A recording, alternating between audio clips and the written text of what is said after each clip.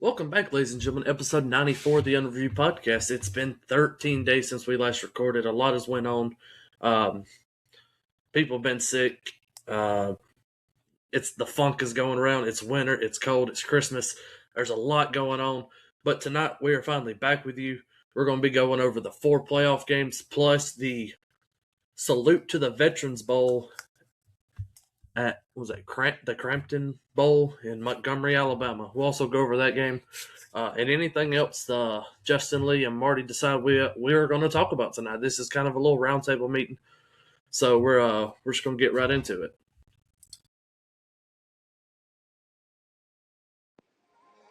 Welcome to the Under Review Podcast, where Saturdays mean everything, rivalries run deep, and the SEC reigns supreme. Hosted by Todd and Marty, 2 diehard fans breaking down every snap, storyline, and showdown across the Southeastern Conference. From the swamp to the plains, between the hedges to the bayou, no team is safe when it's under review. Now back to the action with Todd and Marty. Like I said, episode 94, we got Justin Lee here with us today, or tonight. Good morning. It gets dark at like 2:30, so. Yeah. But this is episode 94. I'm your host, Todd, Marty, and then special guest picker, whatever you want to call him, co-host, third host. Third son, third brother. Fourth brother, whatever. Yeah. There is another one, ain't there? Yeah. Forgot about Billy. We're going to talk about the 4 college football playoff games. We're going to talk about the Salute to Veterans Bowl game. But before we get started, anything else that we need to go over? Just transfer portal is ridiculous. It's been 13 days since we've last recorded. There's been a lot. Army blew a big lead to Navy last weekend. That was upsetting. The championship rundown.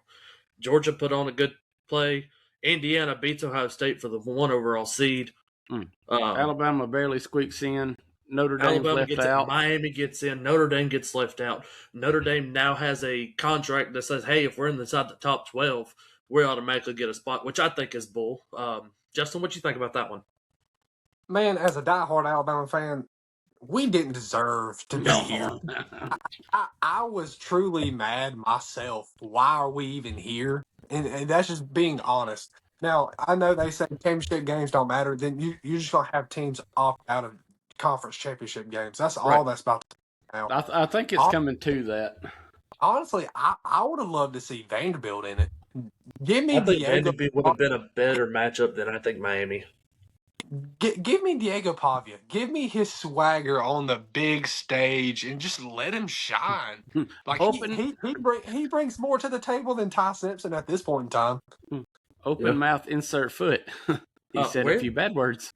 Where did he finished on the Heisman race? You know, Fernando Mendoza had an excellent year. He finished second? Yes, but it was still by like 600 votes. Oh, well, I think they got it right. I think Mendoza was the true favorite. Mm-hmm. After I think Ty Simpson had it all the way up until the South Carolina week. And then his stock just slowly dwindled down.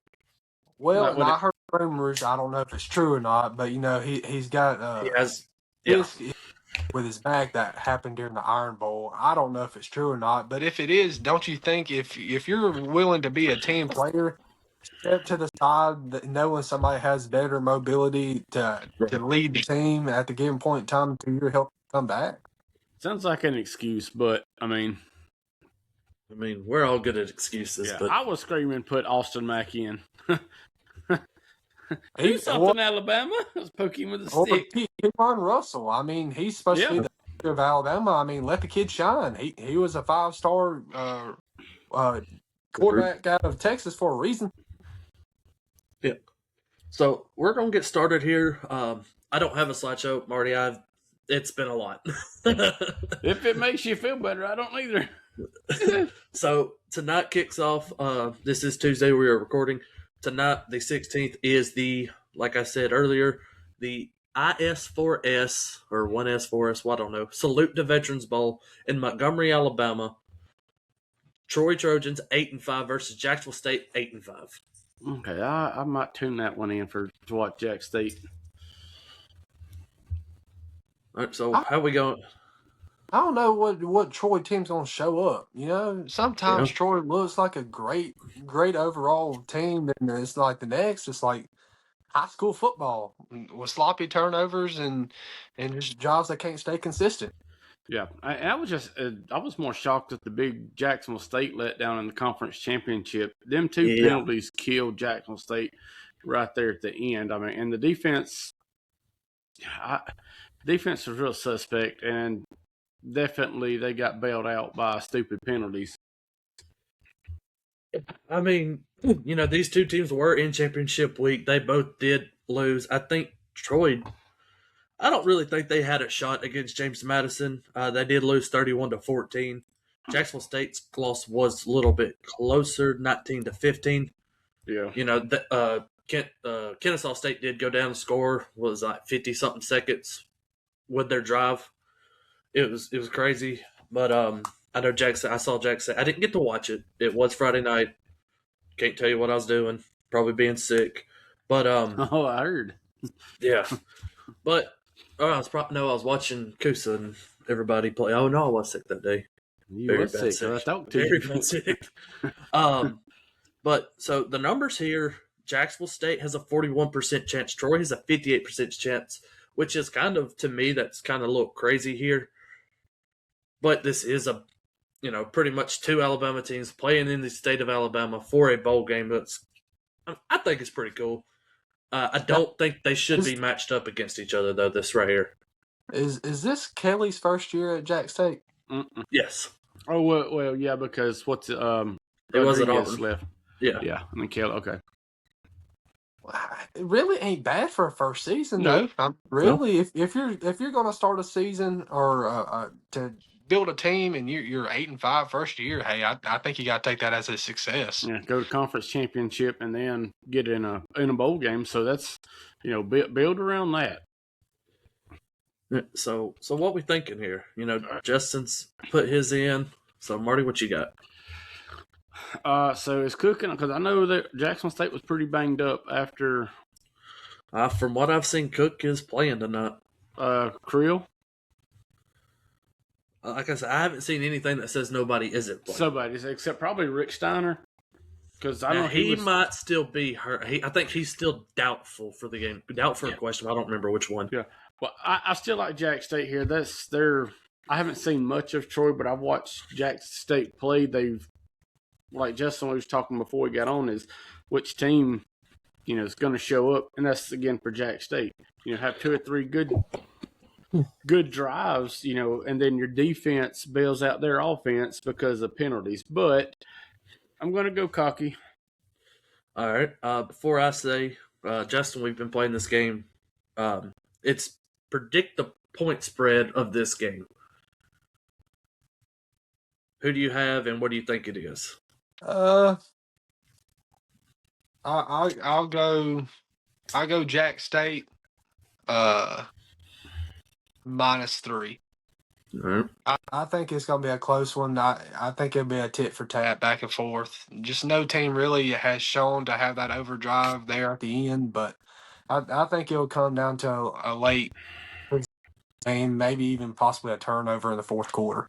Oh, Jack State can definitely do that too. So yeah, that's the only thing. I still like Jack State. Jack State 6. All right, Justin actually hit it on the head. Jack State -3. It actually opened up Troy at -3, but now it's shifted in favor of Jacksonville State -3 for the point spread. I'm going. I like both these teams, but I like Cam Cook. I like Creel. I think they're a good matchup. Cam Cook is the FBS leading rusher, so I'm gonna go Jack State. I think, like we've all said, it's gonna be close. That's what bowl games are supposed to mean. It's gonna be. That's what they set you up, unless you make it to the playoffs and you're playing James Madison or Tulane. But we'll get into that here in a second. With that being game. What time does that come on? It comes on 8:00 tonight. Oh, I'll be ready for sleepies. Yeah, I know. Nothing else. Chicken man calls early. Yeah, nothing else inside the SEC until we get to Friday, December 19th. And that's the matchup in Bedlam. Or Norman, excuse me. I don't know why I said Bedlam. But matchup in Norman, Alabama 10-3 versus the 8th ranked Oklahoma Sooners, who are 10-2. Don't let the Alabama fans start it, because I'll hit y'all with this. As much as Oklahoma disappointed me later on down the stretch, but so did Alabama. As not being an Alabama fan, but how good they looked early in the season, then the later they got on and the losses kind of, I won't say piled up, but they were more than Alabama's had in a while for one season. Ty Simpson struggles. I was screaming, give the ball to Proctor. I mean, you couldn't get it in the end zone. Give the ball to Proctor. I really don't know. I think this could be a close game. I think definitely a revenge game for Alabama. But I think they can get it done. Not by much, but I think they can get it done. All right. Justin? The lackluster of offense it is my hinge point. I didn't watch much of the SEC championship game. I'm in the process of selling chickens and cleaning chicken house. I've got my hands tied. Well, you didn't miss much as an Alabama fan, so no. Judging by some of the clips and everything I missed, Ryan Williams dropping balls, Jermaine Bernard dropping balls, no running offense like it has been all season long. I mean, it's just been one thing after another. Ty Simpson sitting in the pocket until it's the last second, and he gets creamed like cream corn. He's done for. So that's my concern. And who would have ever thought? I would say our defense is one's keeping us in games, honestly, and that's the shocking part coming from an Alabama fan. We haven't had a good defense probably since Jeremy Pruitt. Solid round off defense. No. But it wasn't golden.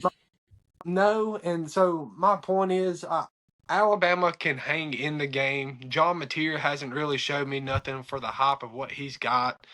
And they might completely show me completely wrong when the time comes.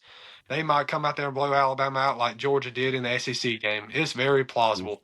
But getting Jan Miller back, Josh Cuevas has been practicing the last few days, so getting our number 3 wide receiver back / tight end, really.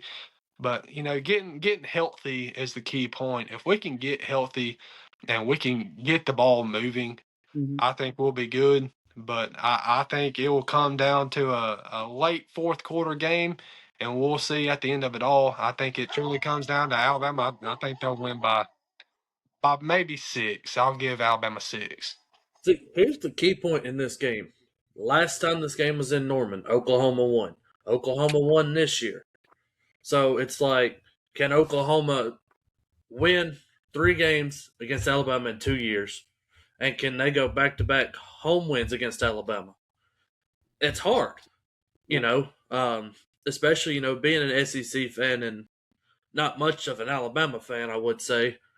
I want Alabama to win this game. I think Alabama would be a better matchup to Indiana in the next round than Oklahoma would.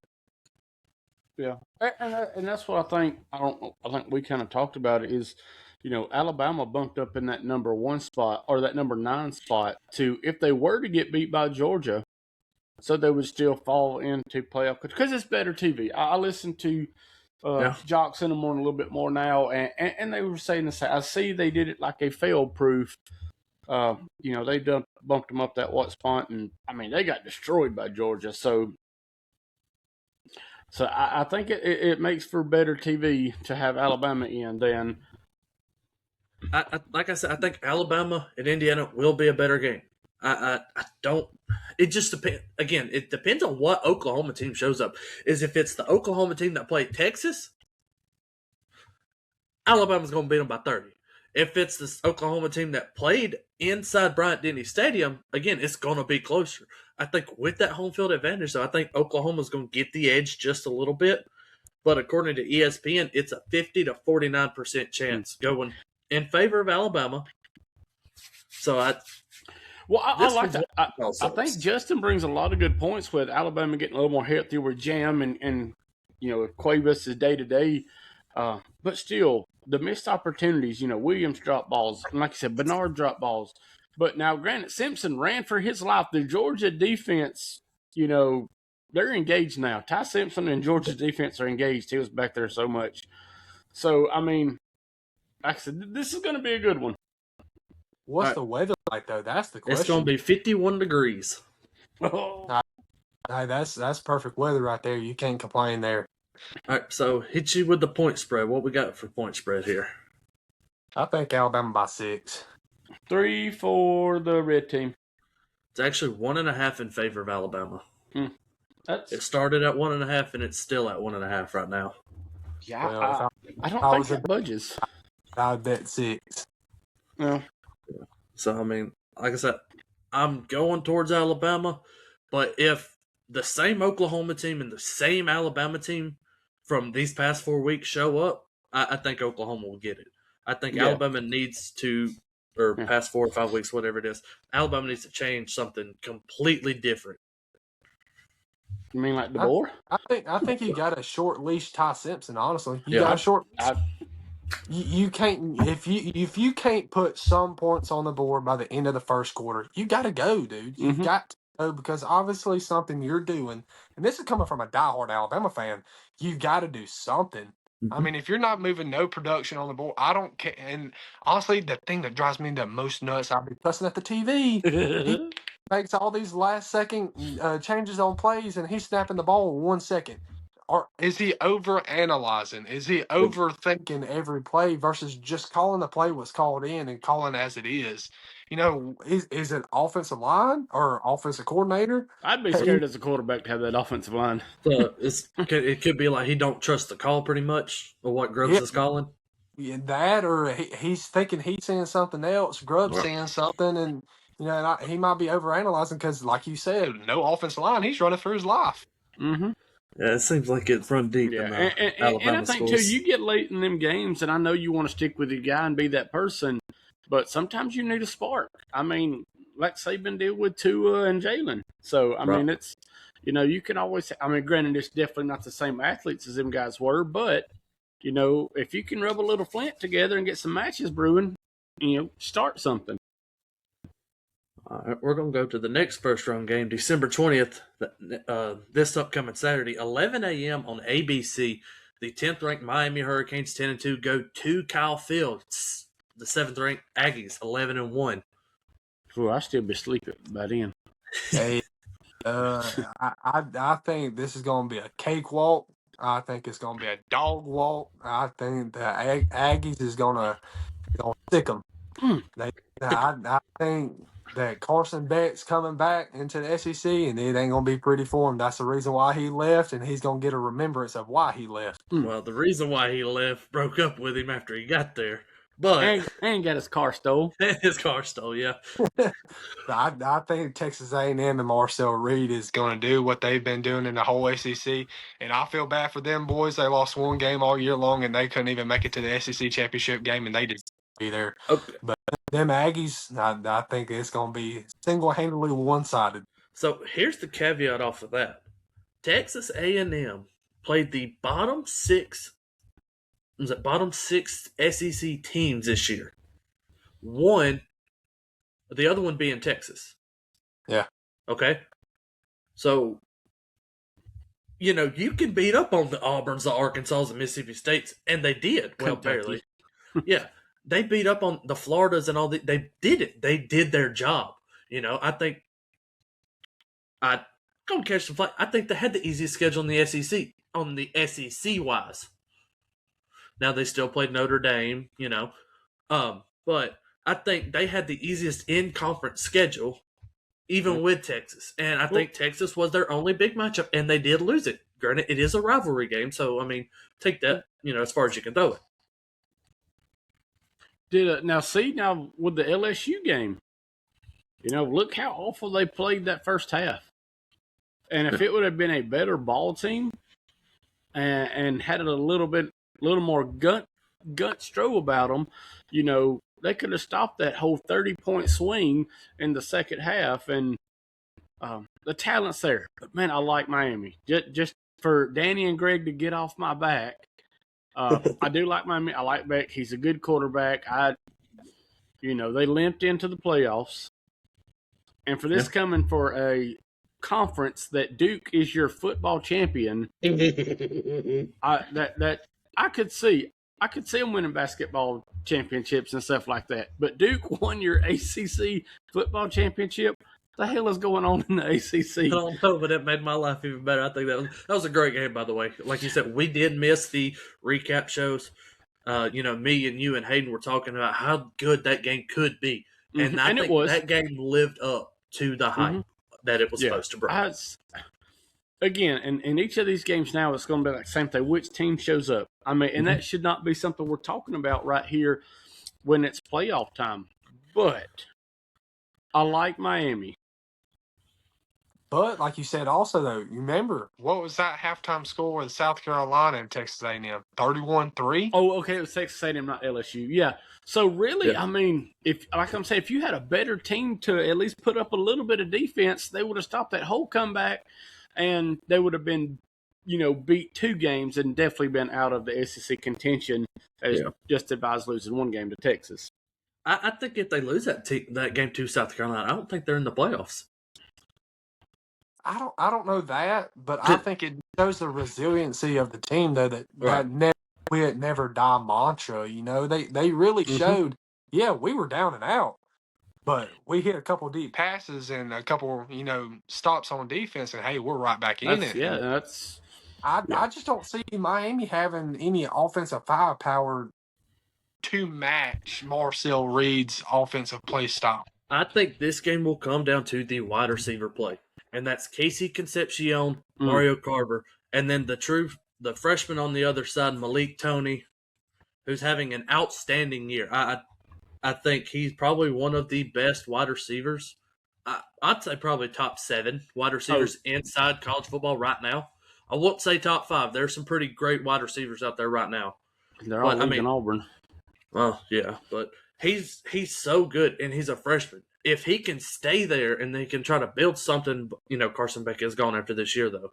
But it's going to come down to wide receiver play. Who's going to have the better line and quarterback play to get it to those playmakers? And Mario Carver, Casey Concepcion, and I definitely talked earlier in the year about Casey Concepcion, probably one of the best wide receivers in the SEC. He is a dangerous weapon. Like with Reed, I do think they have that talent there. But Miami has found ways for their defense to step up. So they're going to have to do it. They're going to have to put Concepcion on an island and get him away from everybody else, because if not, A&M will win it by 14. All right, so here we go. We'll talk about what y'all think point spread is. Being in Aggie land, I'd say they probably got it -4 Texas A&M. All right. Martin? I was at -2.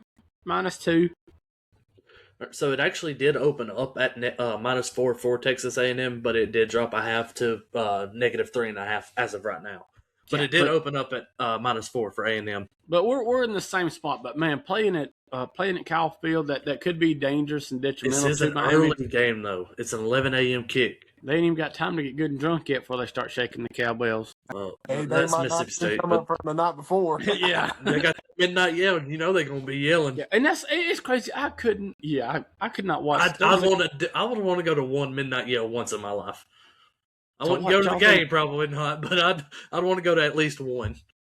Yeah, that sounds like a tomfoolery.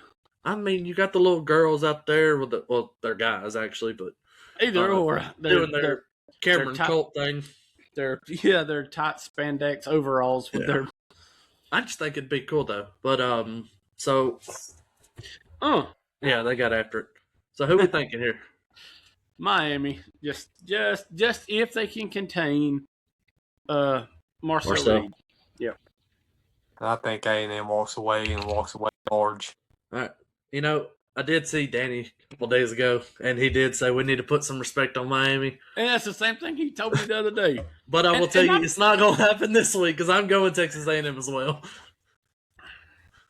And then the next game following that immediately after will be the 11th ranked Tulane Green Waves, who are 11-2, go back into the Grove, 6th ranked Ole Miss, who's 11-1. Lane Kiffin what's the word I'm looking for Graveyard? here? No. Lane Kiffin, post Lane Kiffin era starts. Well, you and it is fumbled Pete all the way Golden. there. Yeah, and I think I'm this sorry. was one of the worst decisions yes. coaching. The absolute worst decision you could have. I think this reminds me of when Mike Leach died and Mississippi State tried to keep their team. They promoted David Arnett, who actually is back defensive coordinator this year for the Bulldogs. But they fumbled it. He didn't last, I think, probably like 6 games with Mississippi State that year, and then he got fired.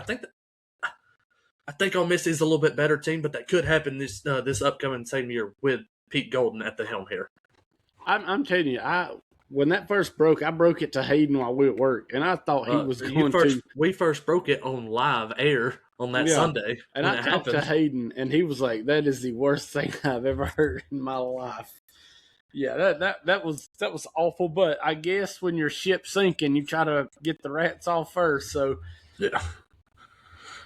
Well, and I thought Lane Kiffin was doing us Alabama fans a service, get him off our roster or coaching staff, as you will. I thought he was doing us a favor. Yeah, the head coaching position's a real head scratcher to me, and he might be something different behind closed doors. I don't know the man personally. But I'll say, as a whole, it seems like the players love him. So, if you got the team that's willing to play for you, cool. Now, is John Summerall, he's not coaching this game neither, is he? I think he is. Yeah, he is, because remember, we talked about it 2 weeks ago. He's still coaching the game. Yeah, him and both Bob Chesney. I didn't know if this is going to be the game of the backup head coaches. Not coaches. Over this game. No, John Summerall will be coaching versus Pete Golden, which... Yeah. Ole Miss said, you take your football and you go somewhere else. You're not coaching us. Well, but that's my thing. Like, honestly, like a part of me wants to go Tulane on this route, but I think just Ole Miss just has too much firepower, even if Lane Kiffin's not there. Since Wise is still calling offensive play calls, you still got Keywan Lacey, you still got Chad, and being the quarterback, you still got all your firepower there. You don't have the guy really throwing that offensive mind to it, like Lane Kiffin does. But, you still got your offensive coordinator that's been calling the same plays all season. So it's still just hard for me to go against Ole Miss, even though Lane Kiffin ain't there. That's the only head scratcher to me. Summerall's still there. You still got the whole coaching staff for Tulane. Who's Tulane played, Yeah. That's my thing. They've played Ole Miss once before, but it wasn't a game. But this was a Lane Kiffin coach team at the point. They beat them. Ole Miss beat them at Ole Miss in Oxford, 45-10. When was it? 4 of the season, right after Tulane beat Duke. Was that this season? This season, yeah. Oh, dang. So this is going to try to be a revenge game. But is it going to be the makeup of the same thing, going to the same place, or is it going to be the same result? That's what we're sitting here talking about, because, I could see it happening the same way. I think Tulane could score more than 10 points this time. Because, you see the disconnect when a defensive coach takes over a team, i.e. Auburn, they dropped the ball against Vandy. They score 45 points. First team to score more than over 24 against Auburn all year. It come the week after Hugh Freeze got fired. So could that be the same scenario here? I'm not saying Tulane will win, but I think there's just too much firepower there. Obviously, Ole Miss has already put it on them once this season. Yeah. I think Ole Miss players are going to try to come for, Coach Kiffin's gone, but we still got it kind of mentality. The team is still here outside of the head coach. I think Ole Miss is really just going to dog walk them again. Yeah. Or send the Sharks after them, land Sharks. Whatever they Black Bears. Go ahead, Marty. And I definitely agree with everything Justin said there. It's too much firepower. I think Tulane can throw punches, but they're not going to be haymakers. They're not going to be, big shots. But it's just too much. Pretty much Lane just left his team. So you still got a good team there, and just somebody else is going to be calling the plays. Yeah. So hit us with a point spread for this one. -17. Oh, he's swinging hard. Yeah. He's throwing that Hail Mary. I got you. I could see it being that way, but realistically, being in Oxford, was it -10? It's actually -17.5. Oh. E Yeah. man, the ultimate disrespect. Yeah. It actually opened up at -16.5, but it is now 17.5 in favor of Ole Miss. So, I mean, we've said everything. I think we're all leaning towards Ole Miss. I really don't, like we said, I don't see Tulane doing it. I think it'd pretty be funny if they can do it, but Yeah. Can they throw that punch first? That's the thing. Yeah. Can you knock Ole Miss in the mouth early and try to get them off their And that's, game? yep, Mike Tyson's always said everybody has a game plan. Do you get punched in the mouth? So that is true. All right, and then we're going to the final game, which is in Autzen Stadium inside of Eugene, Oregon. 12th ranked James Madison Dukes, who are 12-1, versus the 5th ranked Oregon Ducks, who are 11-1. This will be a 6:30 kick on the 20th. Waste of time. Yeah. I mean, you can't say nothing no more, no less. I mean, honestly, Notre Dame, should they have got in? Maybe. Who've y'all played all year? The 2 ranked teams y'all played, y'all lost. Mm-hmm. Notre Dame, maybe. But I'm telling you, for the giggles of it all, I would have loved to see Diego Pavia all the way to Eugene, Oregon, and just quack all over them Ducks. It would have been funny to see Diego Pavia do that. I think they would have done it, but James Madison, I get they want to be that Cinderella story. This ain't March Madness. This ain't basketball. Let's just be honest. This is the point spread might not be it on Vegas betting, but I guarantee it's going to be a 35 plus. Yeah, I just don't see it. Oregon's so high powered. They're just no. Again, I don't even think, and I hate it, like I said, because it's going to be a trash game. I don't think there's much substance in the ball game, but anything could happen. But like Todd said, it won't be this one. No, but you also got to remember they are out their offensive coordinator this game. Well, Oregon? Yeah, they could probably be out there quarterback and be fine too. Probably. Start their whole second string. Now, I mean, they got Oregon right now at 88% chance to win this game. I agree. I think this is the mismatch. I think either way you could have put it, I think if you put Alabama against this team, if you put Oklahoma against this team, I think the best matchup that would have been good for James Madison is Tulane, yes. Tulane. I agree with that wholeheartedly. It's harder to justify, adding a G5 school into the mixture here. But I mean, call a spade a spade. Let's be honest. What gets you more viewerships? Giving somebody a Cinderella feel good, or giving somebody a heavyweight matchup where it'll be a dog fight all the way into the fourth quarter. And that's what I like. Gives you viewership, man. Give somebody a real fight, somebody that can come in there and give Oregon a chance for a run for their money in their home stadium. Right. I mean, and like you said, if Oregon even, I don't know what happened there. If Oregon even drops out of that spot, say if they get a 6 seed, they still got Tulane. Say if Oregon gets a 7 seed, then they have, well, I'm glad you're back. Then they have, who's 7, that have Miami. So I don't, I think Oregon, this is the best matchup for them, or not for them the first round. I think it's going to be an easy, pretty easy win for Oregon.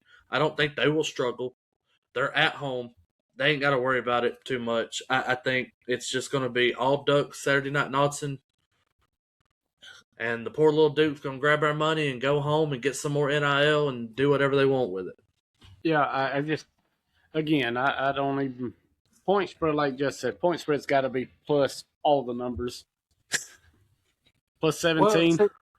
Well, see, that's the thing, I hate to look past the first round to the second round, but who's lined up for Oregon in the second round? Is it Texas Tech? I don't think so. Let me get to it. I know they're at the top of the bracket, bottom of the bracket. I can't remember which one they're in. I think they're at the bottom of the bracket, so I think it's Ohio State. And you wonder why the pan's black. Good job, Marty. When you spray Oh, 40 pounds of I'm trying butter. to pull it up, but let's see. 40 pounds of butter. What's your name? Well, cookies, and like she coated it down like they can just float on top of the pan while they cook. Oregon. Lost. Yeah, you're right. Oregon will play Texas Tech. Oh boy, No, that's No, okay. this ain't right. This ain't right. The 4 seed. That'd be Georgia, the 4 seed, or no, it is Texas Tech. Texas Tech is Georgia's 3 seed. It's Ohio State, or no, Indiana, Ohio State, Georgia, Texas Tech. Yeah. Okay. Yeah. Yeah, that'd be a way better ball game. But if for some reason all the ducks line up and all the ponds and they get beat, that next round's going to be even worse. Yeah. Yeah. I mean, like I said, if James Madison can pull it off, I think it'd be funny. But I just don't see it happening. I think all the home teams, once again, are going to win. Which, I mean, that's what... No, wait, they didn't win last year. Yeah, they did. I think that's what you're supposed to do. I think going into next week, it's going to be a little different story, or the week after, whatever it is. I don't know how they do it. But I think there will be better matchups in the following week in the next round of the bracket. But, we'll talk about that at a later time. So what we said the point spread was here? I'd say at least plus 30 or minus 30 Oregon. Yeah, I'm going to do minus 30. It's minus 21 for Oregon. I mean, that's still... That's disrespect. Yeah. That's even more disrespect than the Tulane Ole Miss game, yeah. I think they undercoated Oregon on this one. Yep. I don't see it happening. I mean, and now, like I said, it would be funny. I would laugh. But, Oregon's got a good wide receiver coming from, Alabama last year named Malik Benson, who's got, good for them, I would say. 31 receptions, 526 yards, and 4 touchdowns. I don't even think that cracks the top 4 on Alabama's current list right now.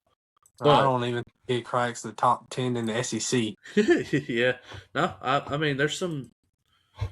I don't know how many players actually got to 1,000 inside the SEC this year, but I thought there was another Alabama guy. Well, see, that's, we can go to future looking at, yeah, that Indiana at Ohio State was a good one. It was a good one. That was a dang good ball game. But who else have either one of them played for the rest of the season that was really that test matchup? So, if you look to future matches, Oklahoma and Indiana or Alabama and Indiana, how does that game really look like it might shake out, honestly? I mean, I like SEC in that scenario. But, man, Indiana looks deadly. And, again, but what Justin said was, besides Ohio State, and that was, a 13-10 game? It was, 16-13, something like that. It was real close.